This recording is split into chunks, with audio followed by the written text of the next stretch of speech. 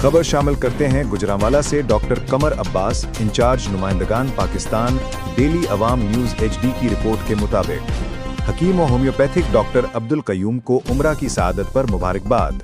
Novick के हकीम और homeopathic doctor Abdul Qayyum of नोविक को उम्रा की सआदत हासिल करने पर मुबारकबाद देने के लिए डॉक्टर कमर अब्बास इंचार्ज नुमाइंदगान पाकिस्तान डेली अवाम न्यूज़ HD और डॉक्टर राना मोहम्मद आसिफ चेयरमैन अल मदीना फलाह इंसानियत गुजरांवाला उनकी रिहाइशगाह वाक़े नोविक के गांव पहुंचे।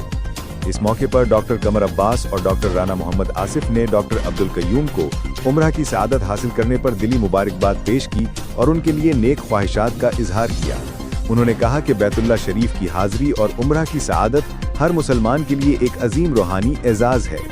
डॉक्टर अब्दुल कयूम ने मुअज़्ज़ज़ मेहमानों की आमद और मुबारकबाद देने पर उनका शुक्रिया अदा किया।